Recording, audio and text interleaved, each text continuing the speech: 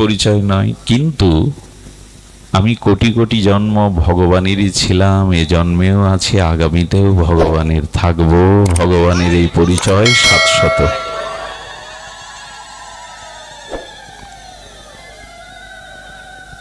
এটা ভুলে গেছি আমরা,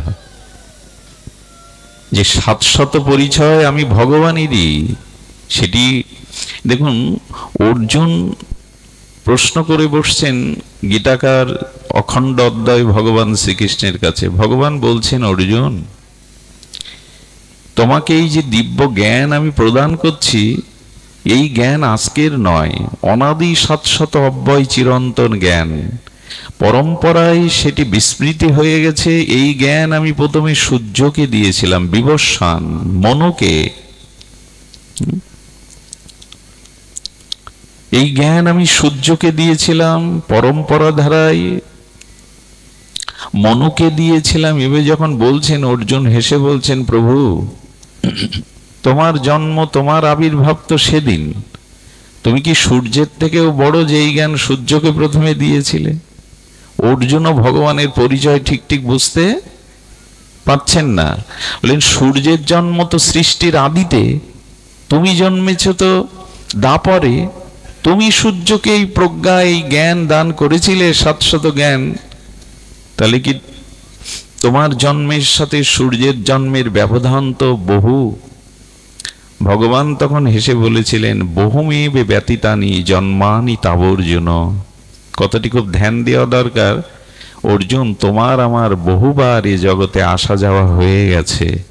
তুমি বহুবার এসেছো, আমিও এসেছি, কিন্তু তোমার সে স্মৃতি নাই। কিন্তু আমার স্মৃতি আছে, আমি জানি যে তুমি বহুবার এসেছো, আমরা অনেকবার এসেছি। ওই জন্মে আমাদের স্ত্রী, পুত্র, পরিবেশ, পরিচয় ছিল, সেগুলি আজ নাই। আর একটা কথা বলি, এই পরিচয়টা ভুলে গেছি, কিন্তু আমি ভগবানের এই পরিচয় ভুললেই কিন্তু অভিশাপ এসে দেখা দেবে। দিয়েছেও তো তাই। এই পুনঃ পুনঃ জন্ম মৃত্যু জরাব্যাধি ভোগের কারণ আমার মূল পরিচয় আমি ভুলে গেছি। আচ্ছা, মৃত্যু আমাদের ভুলিয়ে দেয় পূর্ব পরিচয়, এটাই তো। মৃত্যু শব্দের অর্থ করেছেন গোস্বামী, খুব অদ্ভুত।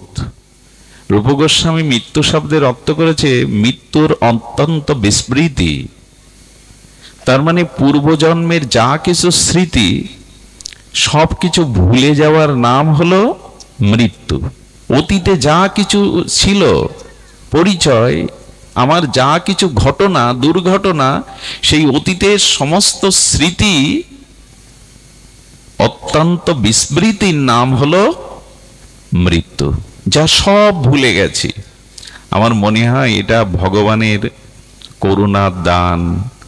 আমরা যদি পূর্বজন্মের স্মৃতি মনে থাকতো, আমাদের দিন রাত ছটপট করতে হতো, বাঁচতে পারতাম না।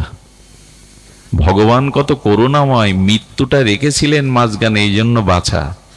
তাহলে আপনি যদি পূর্ব শতকোটি জন্মের স্মৃতি বুকে নিয়ে থাকতো না, আপনি দম ফেলতে পারতেন না, ছটপট করতেন।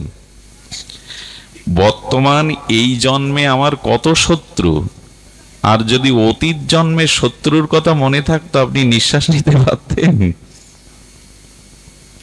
না। ভগবানের খুব করুণা যে মাঝখানে মৃত্যুটা দিয়ে সব ভুলিয়ে দিয়েছে। না হলে আমরা যন্ত্রণায় কাতর হয়ে যেতাম, পাপগুলো মনে করতাম, শত্রুদের কথা চিন্তা করতো। পাপও আছে, শত্রুও আছে, জীবনে কত অন্যায় কর্ম আছে, এগুলো স্মরণ থাকলে না আপনি যন্ত্রণায় কাতরাতেন। করুণাময় ভগবান মাঝখানে মৃত্যুটা দিয়ে সেটা ভুলিয়ে দিয়েছে। আরো একটা ক্ষতি হয়ে যেত কি জানেন? দিল্লিতে এক ভদ্রলোক, খুব ধনী শেঠ, কিন্তু তার কিশোর পুত্রের এমন একটা মরণ ব্যাধি এলো, কোটি কোটি টাকা তিনি ব্যয় করলেন চিকিৎসায়, কিন্তু সন্তানটি সরে গেল, মরে গেল। যাওয়ার আগে কি বলে গেল জানেন? পিতা, আপনি এত ধন সম্পত্তির মালিক ছিলেন, কিন্তু আমার জন্য সর্বশান্ত হলেন, তার কারণ জানুন। আমার পূর্বজন্মের স্মৃতি মনে আছে, আপনি আমার কাছ থেকে ধার নিয়ে সেটা পরিশোধ করেননি, তাই পুত্র হয়ে আপনার সেই অর্থটা নষ্ট করবার জন্য পুত্র রূপে ঘরে এসেছি। এগুলো সহ্য করতে পারতেন না যদি পূর্বজন্মের স্মৃতি ভগবান আপনাকে রেখে দিত। তিনি করুণাময় তো, অপার করুণা তো তার, এই জন্য মৃত্যুটা মাঝখানে দিয়েছে বলে বাঁচা। তো আমাদের এমন পরিচয়, কোটি কোটি জন্মে পুনঃ পুনঃ জন্ম মৃত্যু এসেছি, সেসব পরিচয় মুছে গেছে বিস্মৃতির কবলে,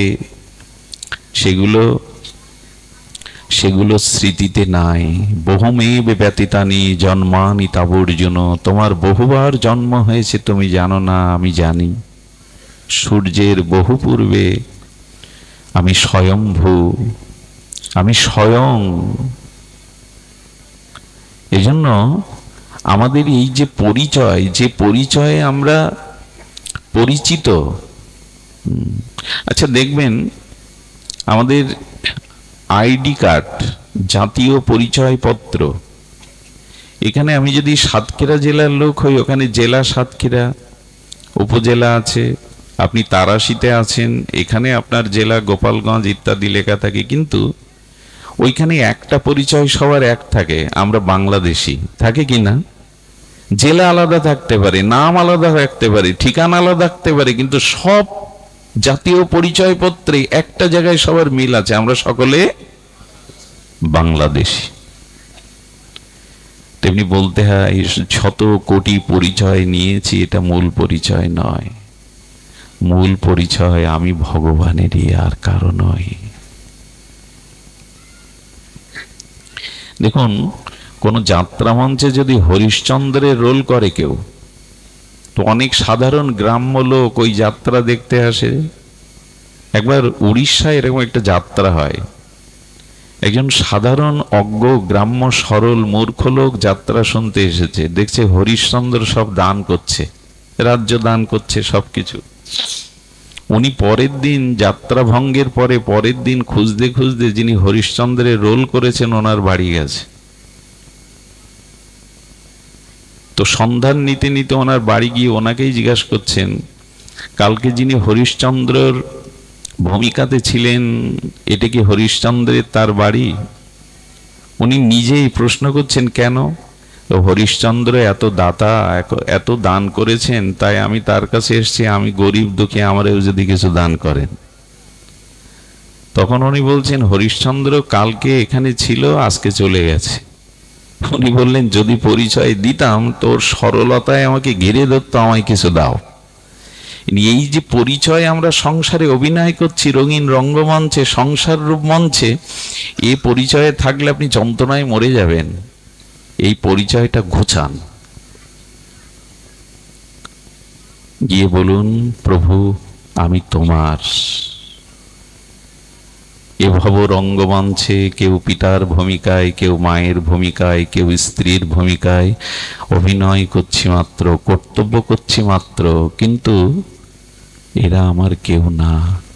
50 বছর আগে এরা কেউ ছিল না, আগামী 50-60 বছর পরে এরা কেউ, কিন্তু ভগবান চিরদিনের, চিরন্তন, আমি তার থেকেই এসেছি, অন্য কোথা থেকে আসিনি।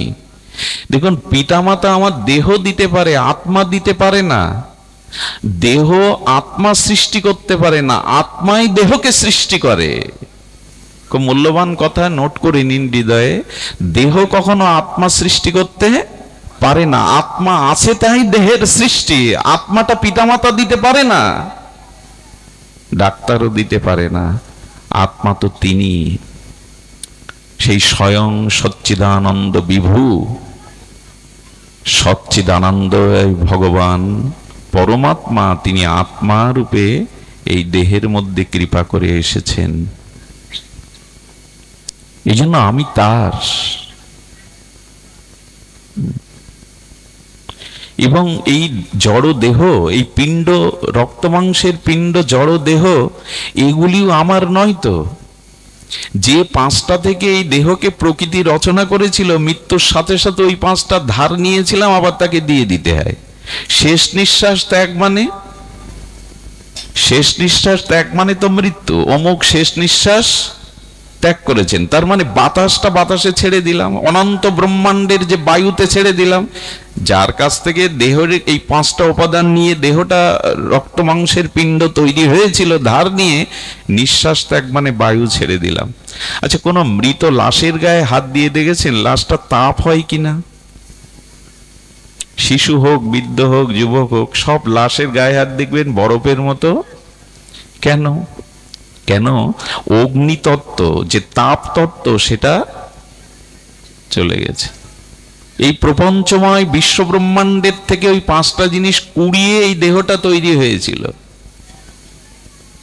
প্রতিমা তৈরি করতে গিয়ে যেমন কাদা আনলো, মাটি আনলো, জল আনলো, খড়কুটো আনলো, এইগুলি দিয়েই তো একটা প্রতিমার রূপ দেয়। তেমন এই বিশ্ব প্রপঞ্চ থেকে এক একটা জিনিস ধার নিয়ে পিতামাতা এই পঞ্চত্ব দেহ গড়েছিলেন। নিঃশ্বাস বায়ু ছেড়ে দিলাম, তাপ ছেড়ে দিলাম। চিতাতে যখন পুড়ছি বা মাটির নিচে দিচ্ছি, তখন চিতায় পুড়তে পুড়তে আমার জলীয় যে জল আমার ভেতরে, সেই জলটা বাষ্প আকারে মহাশূন্যে চলে যাচ্ছে। ছায়ের পরে বা মাটির পরে মাটিতে রূপান্তরিত হচ্ছে ছাই ভস্যটা। আর এই মহা প্রপঞ্চে, মহাকাশে এই 4টি জিনিস নশ্বর, কিন্তু এগুলো এই প্রকৃতিও বিনাশ করা যায় না। আমি বাতাসকে মেরে ফেলতে পারবো? বাতাসের মৃত্যু আছে, কথা বলুন।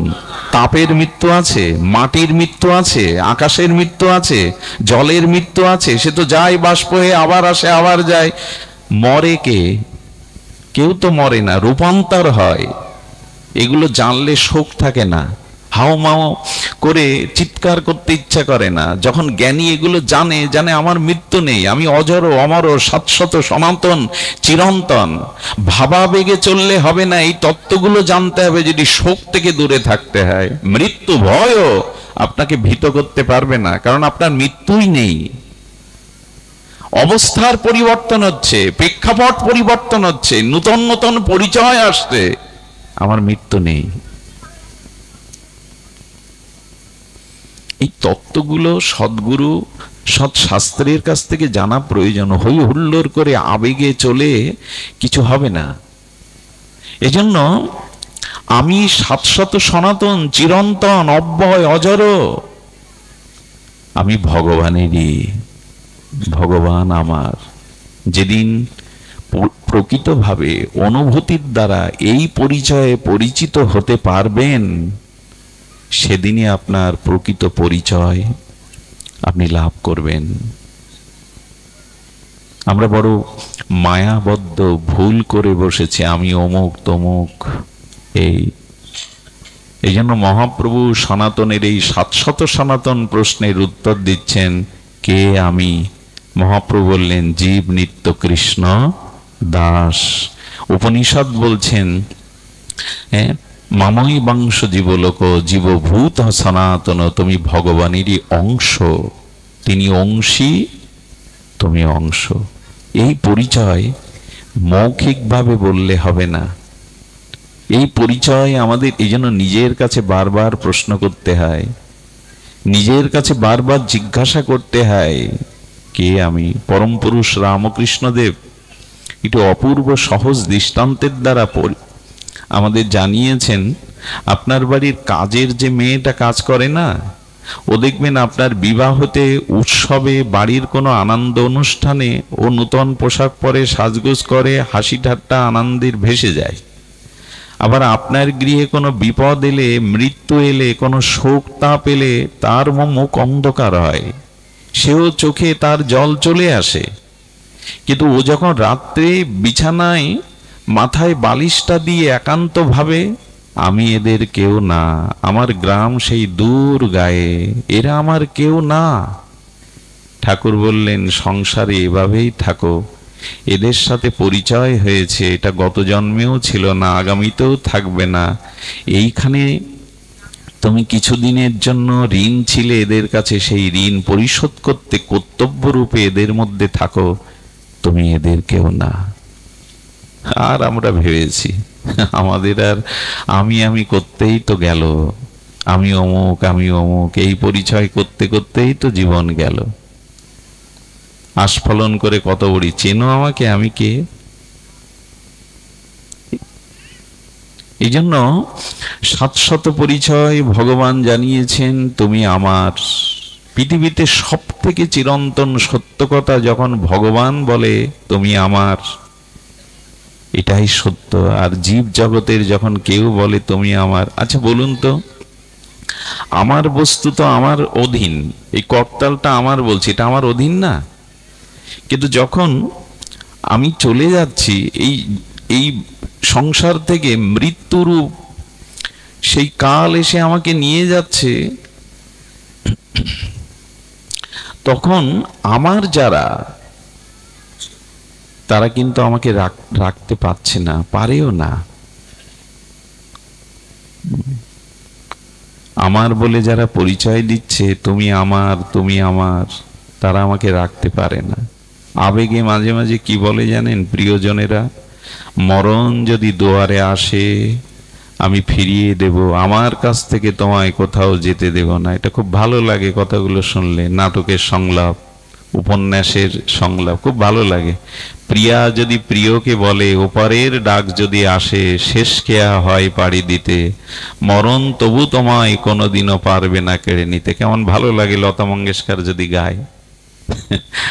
অনুরাগের ছোঁয়া ছবির একটা গান ছিল লতাজির, ওপারের ডাক যদি আসে, শেষ খেয়া হয় পাড়ি দিতে, মরণ তবু তোমায় কোনোদিনও পারবে না।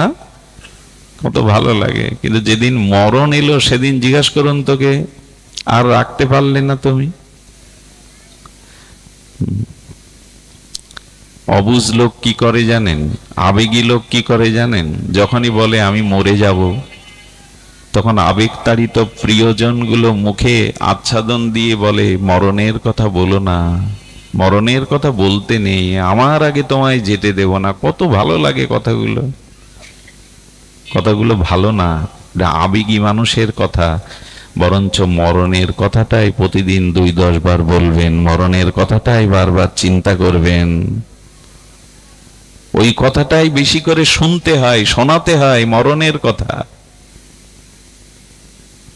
এই জন্য মৃত্যুর কথা বারবার স্মরণে, জপ, ধ্যান, তপস্যা, তীর্থযাত্রায় যা না হয়, মরণ চিন্তা করলে তার থেকে অধিক বিচার আসে, বিবেক আসে। প্রতিদিন 10 মিনিট করে মৃত্যু চিন্তা করুন। অনেক পাপের হাত থেকে, অভিমান অহংকারের হাত থেকে, অসৎ জ্ঞানের হাত থেকে আপনি বেঁচে যাবেন। কিন্তু মানুষ তো আবেগী, মরণকে ভুলে থাকতে চায়, মরণের কথা বলতে চায় না, ওইটাই বেশি বলতে হয়। এই জন্য আমি ভগবানের, মামই বাংশ, এই পরিচয় সদ্গুরুর কৃপা ব্যতীত, সাধন ব্যতীত, মহতের করুণা ব্যতীত আমরা কোনোদিনই বুঝতে পারবো না। আর দেখুন, এই পরিচয় যখন জানবেন এই জগৎটা। আচ্ছা, রামচন্দ্র যখন বনবাসে যাচ্ছে, খুব মার্মিক একটা কথা শুনুন। তখন তাকে প্রশ্ন করা হচ্ছে, প্রভু অযোধ্যা ছেড়ে, রাজ পরিবার ছেড়ে আপনি বনে চলেছেন, আপনার কষ্ট হচ্ছে না? রঘুপতি রামচন্দ্র বলছেন, আচ্ছা আপনারা যখন তীর্থে যান, কোন ধর্মশালায় একদিনের জন্য বিশ্রাম নেন তো? কাশিতে গেলেন, গয়ায় গেলেন, বৃন্দাবনে, পরের দিন যখন কাশি থেকে গয়ায় যাওয়ার জন্য ওই ধর্মশালা ত্যাগ করেন, তখন কাঁদেন কি, শোক করেন কি? কথা বলুন, শোক করেন? বরঞ্চ আনন্দে ব্যাগ গুছিয়ে চলে যান। তো রামচন্দ্র বললেন কি, এই জগৎ সংসার এটি ধর্মশালা, আমি ধর্মশালা মনে করেই তো ত্যাগ করে চলে যাচ্ছি, এতে আমার কষ্ট কিসে? ধর্মশালা ত্যাগ করতে কষ্ট কিসে? আচ্ছা, আপনি মথুরার স্টেশনে নামবেন, কলকাতা চিতপুর থেকে উঠেছেন, তো মথুরার স্টেশনে যাওয়ার আগে ওই সিট আপনার। কেউ যদি বাইরে যায়, রুমালটা রেখে যায়, অন্য কেউ ভুল করে বসলে এসে বলে সিট আমার, ছেড়ে দিন। কিন্তু কোটি কোটি লোক ওতে বসে, আমার দাবি করি। যখন স্টেশনে নেমে গেলেন, ট্রেনটা ছাড়তে চলে গেলে খুব কষ্ট হয় কি, চোখে জল আসে কি? গোবিন্দ বললেন, মৃত্যুরূপ একটা স্টেশন আছে, যেখানে আসলে ওই ট্রেনের কামরাটা ছাড়তে হবে, এই ঘর ছাড়তে হবে, এর জন্য শোক করছো কেন? এ কি আর মুখে বললে হয়? এগুলো অনুভূতিতে না আসলে শোক আসতেই থাকে। রামচন্দ্রকে বলা হচ্ছে, রাজ পোশাক ছেড়ে বনবাসীর একটা বস্ত্র তোমাকে পড়তে হচ্ছে, এই বস্ত্রে 14 বছর কাটাতে হবে রাম। তো তোমার শোক হচ্ছে না? এই দেখুন তত্ত্ব কাকে বলে, জ্ঞান কাকে বলে। এই যে রাজ পোশাক খুলে রেখে একটা কাপড়েই তুমি বনবাসে চলছো, তোমার কষ্ট লাগছে না?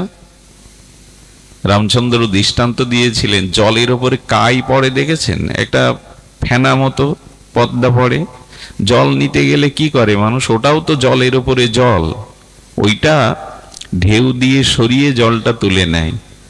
রামচন্দ্র তখন বললেন, দেখো এই রাজ পোশাকটা ওই জলের কায়ার মতো, ওটা সরিয়ে আমি স্বচ্ছ একটা পোশাক পরেই তপবনে যাচ্ছি। কি ভাবনা!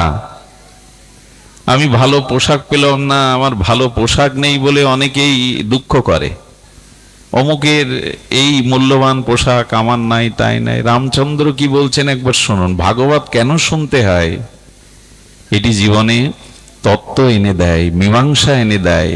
না পাওয়ার বেদনায় আপনাকে আর কষ্ট পেতে হয় না। বলছে জলের উপরে কায়া সরিয়ে যেমন স্বচ্ছ জলে স্নান করতে হয়, গ্রহণ করতে হয় জলটা, তেমনি একটা পোশাক ছেড়ে আমি স্বচ্ছ পোশাক পরেছি। আচ্ছা রঘুপতি, তুমি যেখানে রাসমুকুট পরিধান করবে সেখানে বনবাসী হচ্ছ, তোমার কষ্ট হচ্ছে না বলে এর দ্বারা আমার 4টি কল্যাণ হচ্ছে, আমার 4টি মঙ্গল হচ্ছে। প্রথমত আমি পিতার সত্য পালন করতে পারছি, দ্বিতীয়ত মায়ের ইচ্ছা পূরণ করতে পারছি, কইকেই তো আমাকে কৌশল্যার থেকে ভালোবাসে, তো তার ইচ্ছা পূরণ করতে পারছি। তৃতীয়ত ভরতের মতো এমন ভাইকে আমি রাজ্য অভিষেক বা রাজ্য সিংহাসনে দেখতে পাচ্ছি। আর চতুর্থ, রাম যদি রাজ্য অভিষেক করে অযোধ্যায় থাকতো, আমি প্রজ্ঞা জ্ঞান লাভ করতে সুযোগ পেতাম না, কিন্তু 14 বছর বনবাসে ঋষিমুনিদের সান্নিধ্যে আমি সাধু সঙ্গ পাবো, শাস্ত্র আলোচনা পাবো, এটা আমার জীবনকে ধন্য করবে। আচ্ছা, এইভাবে ভাবলে মানসিক রোগ আপনাকে আক্রান্ত করবে না। আমরা প্রায় সব চিন্তায় চিন্তায়, বিষয় চিন্তায় মানসিক রোগগ্রস্ত হয়ে গেছি। প্রায় মানুষ এখন মানসিক রোগ, বিড় বিড় করে বকে নিজে নিজে, রাত্রে ভালো ঘুম হয় না। এর কারণ এই সংসারের জঞ্জালের বোঝাটা চেপে বসেছে। সব পরিস্থিতির মধ্যে ঈশ্বরের মঙ্গল কোনো ভাবনা চেষ্টা করুন, আছে। সব পরিস্থিতির মধ্যে ঈশ্বরের কোনো মঙ্গল ভাবনা ভাবুন। রাজ্য অভিষেকের দিনে যিনি বনবাসে যাচ্ছে তার এই ভাবনা। এই জন্য আমাদের তত্ত্বের নিরিখে একটু দেখতে হবে। তো আমরা প্রথম প্রশ্নের উত্তরে অনেকটা সময় নিলাম। কে আমি? জীব নিত্য কৃষ্ণ দাস। মহাপ্রভুর খুব সরল 700 এই আমাদের পরিচয় দিলেন। আমি ভগবানের দাস, সংসারের দাস নয়, কামনার দাস নয়, ক্রোধের দাস নয়, স্ত্রী পুত্রের দাস নয়, আমি ভগবানের দাস। একবার মনে করে দেখলেই দেখবেন চিত্তে শান্তি আসবে। তবে এদের সাথে আছি, যতদিন বেঁচে আছি এদের কর্তব্য করব। আমি দাস, কিন্তু আপনি কখনো কর্তা সেজে বসবেন না। প্রায় মানুষ কি বলে জানেন? স্ত্রী পুত্র সংসার পরিজনদের বলে, আমি আছি বলে কিছু বুঝতে পারছো না, আমি না থাকলে বুঝতে পারবে। নিজেকে কর্তা রূপে দাঁড় করায়। আমি আছি তাই তোমরা ভালো খেয়ে পরে শান্তিতে আছো, আমি না থাকলে তোমরা বুঝতে। ছোট্ট কথা কি, তুমি না থাকলে ওদের কোনো ক্ষতি হবে না। ওদের প্রারব্ধে যা প্রাপ্তি ওরা ঠিক ঠিক সেটা পেয়ে যাবে। তুমি ওদের ভরণ পোষণের মালিক নও। তুমি চলে গেলেও ওদের যেটা প্রাপ্তি, ওদের কর্মফল, ওদের যে প্রাপ্ত ওরা পাবে। তুমি কর্তা নও। তোমার কারণে কেউ বেঁচে আছে, তোমার কারণে কেউ সুখে আছে এমন নয়। ওদের কর্মফল যেটুকু পাওয়ার ওরা পাবে, তুমি ওদের কর্তা সাজতে যেও না। এই জন্য আমি ভগবানের দাস, এই পরিচয়। দ্বিতীয় প্রশ্নের উত্তর, রামচন্দ্র একটু অন্য আঙ্গিকে প্রশ্ন করেছিলেন ঋষি ভরদ্বাজের কাছে, আমি কোন পথে যাব? এই প্রশ্নের উত্তর আমাদের জীবনে মীমাংসা হয়েছে তো। আমার পথ কোনটি? সংসারের অনেক জটিল পথেই তো চলেছি, পথের শেষ নাই। পথ কোনটি? যুধিষ্ঠির মহারাজ অবশ্য বলে গেছেন, মহাজন যেন গতসা পন্থা। মহামানবগণ তাদের অতীন্দ্রিয় অনুভূতির দ্বারা যে পথকে রচনা করেছে, তুমি তাদের অনুগামী অনুসারী হয়ে সে পথেই চলো। আমরা মহাজনের পথে চলিত, আমরা মহাজনের দেখানো পথে চলিত। আচ্ছা,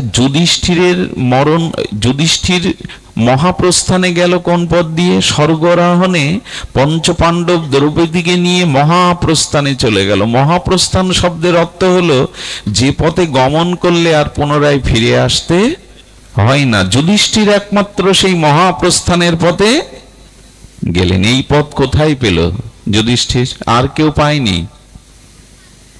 আপনারা জানেন, যেখান থেকে মহাপ্রস্থানের পথ, ওই পথটা আজও যারা যায়, ওই কেদার বদ্রীনারায়ণ ওই পথ দিয়ে স্বর্গারোহণের যে পথ দেয়, দেখবেন সাদা সাদা বরফ, মানে সবকিছু যেন পুড়ে ছাই, সাদা হয়ে গেছে, ছায়ের মতো, তুলোর মতো। সংকেত দিচ্ছে কি জানেন? যদি মহানির্জান মহাপ্রস্থানে যেতে চাও, যাতে জগতে আর না আসতে হয়, তাহলে কামনা বাসনাকে পুড়িয়ে দাও, ছাই করে দাও। বাসনা থাকলে কিন্তু আবার আসতে হবে। কামনা বাসনাকে পোড়াও। ওই যে ধূসর বরফগুলো ছায়ের মতো, তুলোর মতো, অর্থাৎ যুধিষ্ঠির মহারাজ দেখিয়ে গেলেন সংকেত, কামনাকে পোড়াও। কামনা থাকলে, বাসনা থাকলে তোমাকে আবার পুনরায় আসতে হবে। আর কামনা পুড়িয়েছি আমরা, আর বাসনা পুড়িয়েছি আমরা।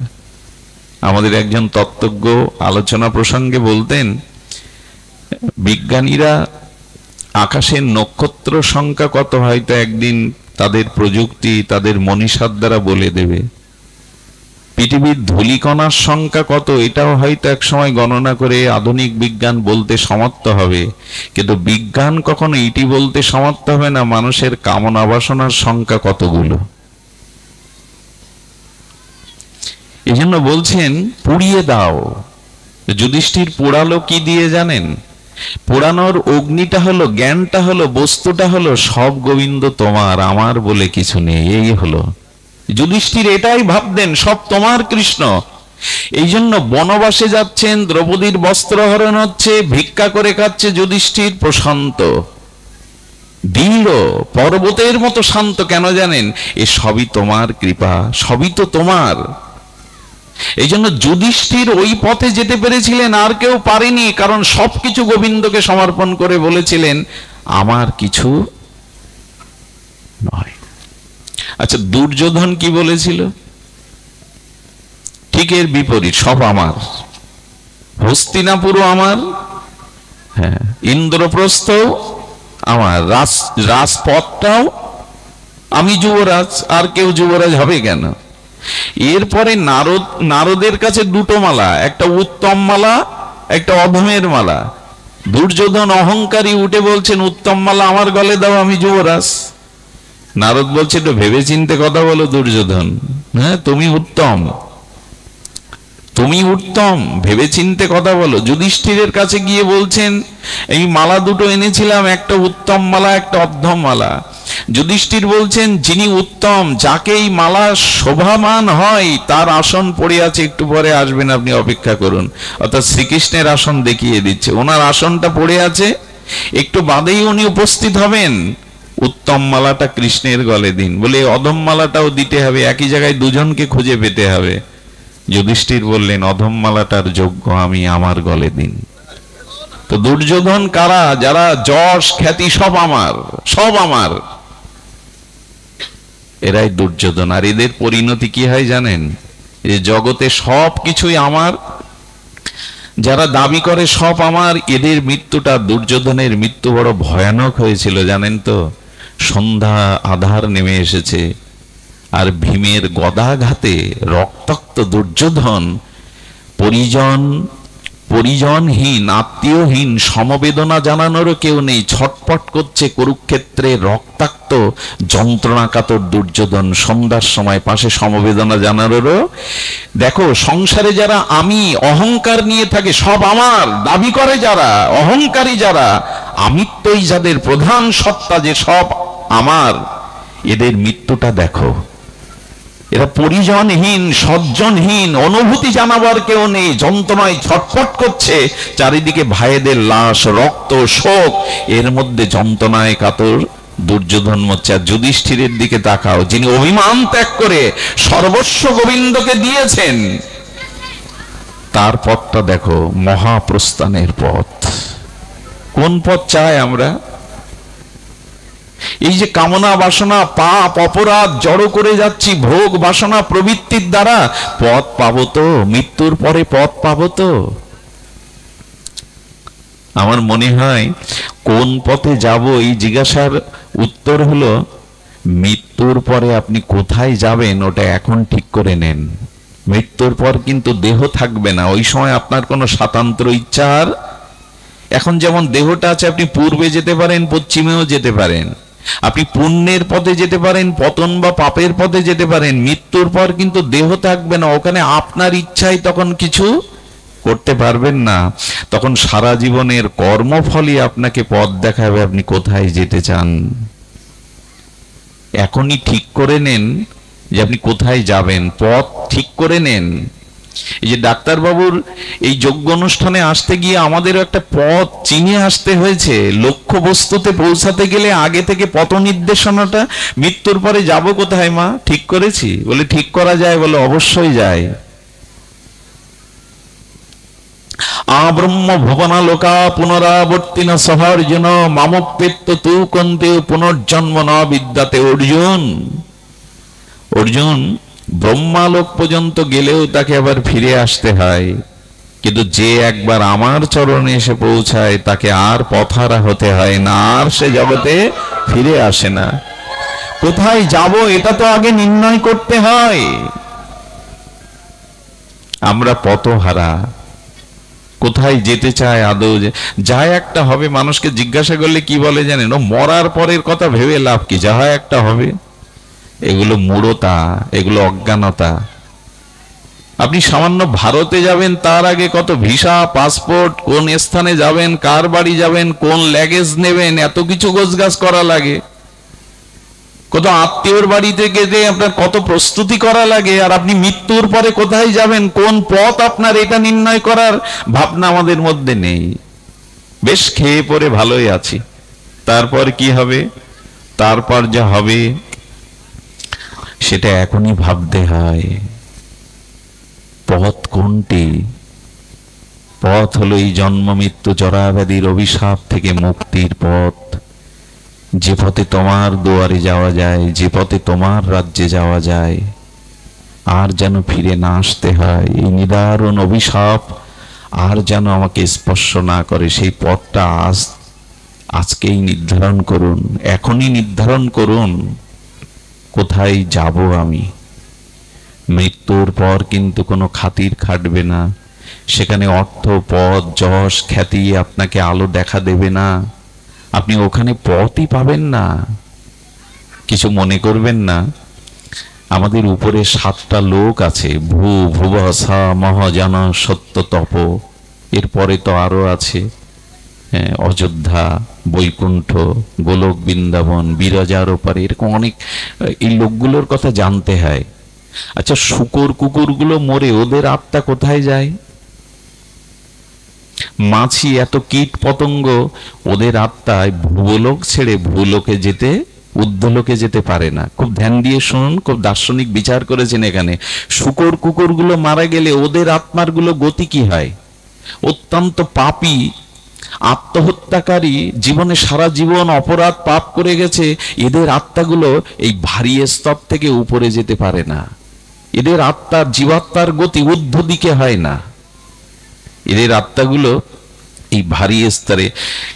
প্রায় 200 বছর হতে চলল আমাদের অবতার বা খুব বেশি বড় মহাপুরুষ 1-150 বছরের মধ্যে আসছে না। হ্যাঁ, অনেক মহামানব এখনো পৃথিবীতে আছে, প্রাতঃস্মরণীয় বন্দনীয় চরণ, বিদগ্ধজন, কিন্তু অবতার মহামানবের সংখ্যা কমে গেছে। এর কারণ কি? এর কারণ কি জানেন? ঊর্ধ্ব স্তরের আত্মাগুলো এই ভারী কামনা বাসনার বাতাসের মধ্যে আসতে চায় না। আবার বলি, ওই পবিত্র ঊর্ধ্ব আত্মাগুলো বর্তমান পৃথিবীতে যে কামনা বাতাসনার বাতাস ভারী হয়ে গেছে, এই পাপময়, কামনাময় এই ভারী বাতাসের মধ্যে এই শুদ্ধ আত্মাগুলো আসতে চায় না। এই জন্য থেমে গেছে পৃথিবীটা, কামময় হয়ে গেছে, ভোগময় হয়ে গেছে। এই জন্য এখানে শুদ্ধ আত্মাদের আগমন কমে গেছে। সে রবীন্দ্রনাথ আর আসে না। যদি মহামানবদের দেখেন, সেই ঠাকুর অনুকূলচন্দ্র, স্বামী বিবেকানন্দ, স্বামী প্রণবানন্দ, কতজন এই বাংলাতেই তো মহাপ্রভুর ঠাকুর হরিদাস, পুণ্ডরিক, বিদ্যানিধি, কে না এসেছে। তাদের আশাটা থেমে গেছে কেন জানেন? এরাই ভারী স্তরে এই কামনা বাসনার বাতাসে আসতে চায় না। এজন্য এই বাতাস ভেদ করে এদের আত্মাগুলো ঊর্ধ্ব দিকে যেতে পারে না। এই জন্য আজকে এখান থেকে সাধন ভজন করে পবিত্র সদাচারের দ্বারা, ভগবত উপাসনার দ্বারা পথটা রচনা করে নিন। নাহলে কিন্তু আত্মা ঘুরপাক খাবে, জীবাত্মার উদ্যোগতি হবে না। কত জন্ম এইভাবে শুকর, কুকুরে, পশু, জীব জন্তু, স্থাবরে অস্থাবরে এগুলো জন্মাতে হবে, উদ্যোগতি হবে না তো। আর একটা বিপদ কি জানেন? ঈশ্বর স্মরণ না করলে, ভগবানের নাম চিন্তন না করলে, সৎ চিন্তা না করলে কি হবে জানেন? এই যে অশরীরী আত্মাগুলো ঘুরে বেড়াচ্ছে ভারী স্তরে, ওরা লোম দিয়ে, নিঃশ্বাস দিয়ে আপনার ভিতরে ঢুকে গিয়ে ওদের যে কামনা বাসনার কাজটা, অসমাপ্ত কাজটা আপনার মধ্যে দিয়ে করিয়ে নেবে। আমি তো খুব দ্রুত বলে গেলাম কথাটা খুব স্মরণযোগ্য কথা, চিন্তার কথা। এই যে অপবিত্র আত্মাগুলো ঘুরে বেড়ায় না, জীবাত্মাগুলো, ওরা খুঁজে বেড়ায়। যারা খুব অসৎ চিন্তা করে, কাম কামনার চিন্তা করে, অশুভ চিন্তা করে, নিঃশ্বাসের মধ্যে দিয়ে এই অতৃপ্ত আত্মাগুলো তাদের দেহকে অবস্থান করে। আত্মা কত যাতায়াত করে জানেন নিঃশ্বাসের দ্বারা? আমাদের মধ্যেও তো কত কৃমি কীট, অনেকগুলো আত্মা রাখা আছে এর মধ্যে। আত্মা বহু কোটি কোটি, ওরা ঢুকে পড়ে ওদের অসমাপ্ত পাপ গাছগুলো আপনার দ্বারাই করিয়ে নেয়। মাঝে মাঝে মানুষ এমন পশুবৃত্তির কাজ করে বসে, পরেক্ষণে বিবেক দিয়ে ভাবে, এটা আমি কি করে করলাম, আমার দ্বারা কি করে হলো। আপনি করেননি তো। ওই যে অসৎ চিন্তা করেছিলেন, অশুভ চিন্তা করেছিলেন, ভগবানের চিন্তা ভুলে গিয়েছিলেন, সেই কারণে ওরা আপনার শরীরে প্রবেশ করে ওই কাজগুলো করিয়ে নিয়েছে। একটা দৃষ্টান্ত আমি বহু পূর্বে দিয়েছি। নিদ্রাজয়ী মহাপুরুষ ভগবত দর্শন করেছিলেন যিনি, সিদ্ধ বিজয় কৃষ্ণ গোস্বামী, নামটা আপনাদের অনেকের পরিচিত।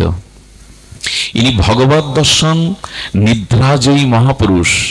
উনি আশ্রমে বসে বসে, আশ্রমের দুয়ারে একদিন ভগবত চিন্তা করছে, হরিনাম করছে। হঠাৎ সামনে দেখছে লক্ষ্মী দেবী। আরে কমলা দেবী, তুমি এসেছো লক্ষ্মী দেবী? বড় পণ্ডিতজি রাধাকুণ্ডে বলেছিলেন, ঘটনাটা মনে দাগ কেটে আছে। লক্ষ্মী দেবী তুমি, এটি মহাপুরুষ তো, শাস্ত্রজ্ঞ পুরুষ তো। দেখছেন এ তো লক্ষ্মী না, লক্ষ্মীর মতো দেখতে, এত অপরূপ রূপ। লক্ষ্মী কাকে বলবে জানেন? যার গলে বিলম্বিত পদ্ম ফুলের মালা থাকবে, তাও শুকনো না, সদ্য প্রস্ফুটিত, গন্ধমণ্ডিত, তিনি লক্ষ্মী। তো দেখছে পদ্ম ফুলের মালা নেই, তখন ধ্যানের দ্বারা তার অন্তর্দৃষ্টি দিয়ে দেখছেন আশ্রমের ভেতরে ওনার এক শিষ্য পর স্ত্রীর চিন্তা করছে, কামের চিন্তা করছে। ওর শরীরে ঢুকবে বলে এসে দাঁড়িয়েছে ওই রূপ নিয়ে, ঢুকতে পারছে না কেন জানেন? ওই মহাপুরুষ বসে বসে হরিনাম করছে, এই জন্য ওর ভেতরে প্রবেশ করতে পারছে না, কিছুক্ষণ পর চলে গেল। তার মানে আমাদের ভেতরে অশুভ চিন্তা করলে, অসৎ চিন্তা করলে ওরা আসে, ওরা আমাদের ভেতরে ওদের অসমাপ্ত কামনা বাসনা পূরণের জন্য ভেতরে প্রবেশ করে। সতর্ক থাকতে হয়, সৎ চিন্তা এই জন্য করতে হয়, ভগবানের নাম রূপ চিন্তা এই জন্য করতে হয়, ওরা যাতে প্রবেশ না করতে পারে। মানুষ এত নারকীয় কর্ম করছে কেন এখন? চিন্তা সৎ নেই তো। এই জন্য গোবিন্দ গীতাতে একটা কথা, তস্মাৎ সর্বেষু কালেষু মমানুষ্যর। গোবিন্দ বলেছেন, তস্মাৎ সর্বেষু কালেষু, ওগো সর্বদা আমার চিন্তা করো। তস্মাৎ সর্বেষু কালেষু, সবসময় করতে বলছেন কেন? যে সময়টা তুমি নাম বিরতি করবে, সেই মুহূর্তে তোমার ভিতরে অশুভ চিন্তাগুলো প্রবেশ করবে। শত্রু তোমার বাইরে নেই, শত্রু তোমার ভেতরেই। শুভ চিন্তা করো, তাহলে ওরা প্রবেশ করতে পারবে না। যেমন দেখবেন কোনো বাড়ি তৈরি করার পরে যে ইটটা প্লাস্টার করে রং দিয়ে দিলেন, কোনো দামি রং দিয়ে দিলেন, আর ঠিক ওই রং প্লাস্টার করা ইটের পাশে একটা খালি ইট প্লাস্টার না করে রং না দিয়ে রেখে দিলেন, 1 বছর পরে কি দেখবেন? বাতাসে যে ছত্রাকগুলি আসে, শাওলা ছত্রাক, ওটা খালি ইটে জমে গেছে, কারণ ও স্থান খুঁজছিল, ছত্রাকগুলো ওর স্থানটা পেয়ে গেছে, কিন্তু যেটা প্লাস্টার করা, রং তুলি দেওয়া, ওখানে ছত্রাক জমেনি, তার মানে ওই স্থানে বসার ওর অধিকার। তো যারা অসৎ চিন্তা করে, ভগবানের নিত্য নিরন্তর সৎ চিন্তা দূরীভূত করে বিষয় ভাবনা, অসৎ চিন্তা করতে থাকে, কাম কামনার, ওখানে অশরীরী অপবিত্র আত্মাগুলো ঢুকে তাদের পাপ কাজগুলো আপনি করছেন না, আপনাকে করিয়ে নিচ্ছে। খুব সতর্ক হতে হয়। ভগবানের চিন্তন, শুদ্ধ চিন্তা করতে হয়। আপনি দেখবেন মানুষ এখন বৃহৎ সার্বজনীন কোনো সৃজনশীল চিন্তা ভুলে গেছে। কথাটা শোনার জন্য অনুরোধ করছি। মানুষ যখনই কোনো সৃজনশীল বৃহৎ চিন্তা ভুলে যায়, ক্ষুদ্র চিন্তা নিয়ে থাকে আমার ভোগ বাসনার, তখন তার ভিতরে প্রদূষণ আছে, দূষিত হয়ে যায়। শুনুন তাহলে, স্রোতস্বিনী পতিত পাবনী গঙ্গা স্রোত বইছে, কত কাল ধরে বইছে। গঙ্গার জল অপবিত্র, গঙ্গার জল মলিন হচ্ছে না। এখন প্রদূষণ হতে পারে, কিন্তু সহসা মলিন হয় না। ঘরে রেখে দিন 6 মাস, পোকা জন্মাবে না। এখনো গঙ্গার ওই মহিমা আছে, কারণ গঙ্গা গোমুখ থেকে, যেখান থেকে গঙ্গার উৎসমুখ, ওখানে অনেক ঋষিরা বসে তপস্যা করছেন। ওই গঙ্গার জলে তাদের তপসাধনা মেশানো আছে। ওই যেখান থেকে গোমুখ, গঙ্গার উৎপত্তি স্থল, ওখানে অনেক সঞ্জীবনী, অনেক ঔষধি গাছ আছে, ওদের ঔষধি গুণটা গঙ্গার জলে ভেসে আসছে। এই জন্য আজও ঘরে রেখে দিলে 6 মাস গঙ্গার জল অপবিত্র হয় না। এই কাল কোলাহলের বর্তমান যুগেও গঙ্গার জল আজও পবিত্র। এর কারণ কি? ওর মধ্যে তপশক্তি মিশানো আছে। তদুপরি গঙ্গা স্রোতস্বিনী প্রবাহিনী, গঙ্গা বইছে। আচ্ছা, গঙ্গার তীরে একটা গর্ত করুন, করে পাত্র দিয়ে গঙ্গার কিছুটা জল ওর মধ্যে ঢেলে দিন, 1 মাস পরে যান ওখানে, কি দেখবেন গর্তের আবর্তশীল জলটা মলিন হয়ে গেছে। গেছে কিনা? মলিন হয়ে গেছে, তার প্রদূষণ এসে গেছে। কিন্তু ওই একই তো গঙ্গার জল পাশ দিয়ে বইছে, কেন মলিন হয়নি? বললেন, কোন বস্তু যদি ক্ষুদ্রতার মধ্যে এনে ফেলেন, তখন সে দূষিত হয়। আচ্ছা, আপনার পানীয় জল দিয়েছে 1 গ্লাস, তাতে যদি খড়কুটো ময়লা পড়ে, আপনি পান করবেন? কিন্তু গঙ্গায় লাশ ভেসে যাচ্ছে, মাছ ভেসে যাচ্ছে, মলমূত্র ভেসে যাচ্ছে, গঙ্গার জল পান করেন কেন? বড়তে দোষ হয় না, বড়তে প্রদূষণ হয় না। রান্নাঘরের ধোঁয়াগুলো আটকালে গেলে ঝুলকালি হয়, ওই ধোঁয়া আকাশে উড়ে গেলে মেঘ হয়। আমি বোঝাতে চেয়েছিলাম, মানুষ সৎ চিন্তা ছেড়ে দিয়েছে, বৃহৎ চিন্তা ছেড়ে দিয়েছে। মানুষের কল্যাণ, সমাজের কল্যাণ, অন্যের কল্যাণের এই বৃহত্তম সৃজনশীল চিন্তা করে না বিধায় মানুষ আর সংকীর্ণ হয়ে কামনা বাসনায় দূষিত হয়ে গেছে। ওই যে দূষিত জল গঙ্গার তীরে, ওই গর্ত থেকে আবার পাত্র করে মূল স্রোতে ভাসিয়ে দিন, আর দূষণ থাকবে? ওই স্রোতের মধ্যে মিশে আবার ওই জলটা শুদ্ধতায় রূপ নেবে। তেমনি মাথায় কোনো বৃহৎ ভালো চিন্তা রাখুন, একে বলে সৃজনশীল চিন্তা। জগতের কল্যাণ, অন্যের কল্যাণ, মানুষের কল্যাণের চিন্তাটা মাথায় রাখুন। দূষণ আসবে না, ক্ষুদ্র বুদ্ধি আসবে না, পাপ বুদ্ধি আসবে না, উদারতা আসবে। মানুষ এখন ভাবি কি আমরা? আর ভেবেছি, পূর্বপুরুষরা দেবালয়ের জন্য 12 বিঘে জমি দিয়ে গেছিলেন দেবালয় মন্দিরের জন্য, এখন ডিসিআর কেটে তা আমার করে নিচ্ছি। চিন্তা খুব বড় করছি। ওরা বড় একটা পুকুর করে গিয়েছিল, আমরা ওটা বুঝিয়ে জায়গা ভাগ করে নিচ্ছি। পুকুরটা হাজার হাজার মানুষ সেবা পেত। সবকিছু নষ্ট করতে আমাদের ক্ষুদ্র বুদ্ধি, এই ক্ষুদ্রতাই মানুষের জীবনে দুঃখের কারণ। এই জন্য বলছিলাম, আসুন, ঋষি ভরদ্বাজ বলেছিলেন, পথ কোনটি? রামচন্দ্র জিজ্ঞাসা করেছিলেন, পথটা আজ ঠিক করে নেই। একটু সৎ চিন্তা, সৎ ভাবনা, এগুলি সংক্রামিত হবে না যতদিন সাধু সঙ্গ না করবেন, ভাগবত সঙ্গ না করবেন, যতদিন ভগবানের নাম রূপ লীলা কথা হৃদয়ে স্পর্শ না করবে, ততদিন এই ভাবনার উদয় হবে না। এই জন্য দয়া করে পথটা নির্ণয় করুন, কোথায় যেতে হবে আমায়। আমি এরপরে আবার মানুষ হতে পারবো তো? আচ্ছা, মানুষ না হয় হলাম, আমি জন্মন্ধ হব না তো, জন্মবধির হব না তো, বিকলাঙ্গ হব না তো? আচ্ছা, যদিও হলাম, আমি উপজাতিদের মধ্যে জন্মাবো না তো, যেখানে শিক্ষা নেই, দীক্ষা নেই? ওখানেও তো ভগবান আমাকে ফেলে দিতে পারে। একটু পথটা চিন্তা করবেন না, যাতে আগামী জীবনটা অন্তত, গোবিন্দ বলেছেন অর্জুন, আমার ভজন করতে করতে অসমাপ্ত রেখে কেউ যদি মারাও যায়, চিন্তা করো না, ওই সৎ চিন্তা, ওই ভজন আগামী জন্মে তাকে কিছুটা এগিয়ে রাখবে, সজ্জনের গৃহে তাকে এগিয়ে রাখবে। এই জন্মটা কাজে লাগাও, এই জন্মটা এগিয়ে নাও, যাতে আগামী জন্মে কোনো শ্রীমানের গৃহে, কোনো পবিত্র গৃহে, যোগীর গৃহে জন্মিয়ে আমার অসমাপ্ত ভজন তুমি করতে পারো। এটা কাজে লাগাও। কাজে আর লাগিয়েছি আমরা।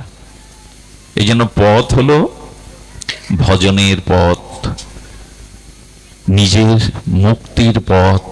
মহাজন যেন গত পন্থা, আমাদের পথ যেন মহাজনের আনুগত্য হয়। ওই যুধিষ্ঠির মহারাজ দেখিয়ে গেছেন, যেদিন শুনলেন কৃষ্ণ এই জগৎ থেকে অন্তর্হিত হয়েছেন, প্রকট লীলায় গমন করেছেন, সেদিন রাজ্য ছেড়ে, সব ছেড়ে যুধিষ্ঠির মহারাজ চলে গেলেন। ভগবান এ ধরিত্রীতে নেই, তা আমি থেকে কি করব? কতটা ভালোবাসা থাকলে রাজ সিংহাসন, রাজ পদমর্যাদা ছেড়ে চলে যেতে পারে? তা আমাদের পথ রচনা করতে হবে, পথটা চিনতে হবে, নালে পথ হারানো, পথ হারিয়ে ফেলবো, কিন্তু অন্ধকারের পথে যাত্রী হয়ে যাব।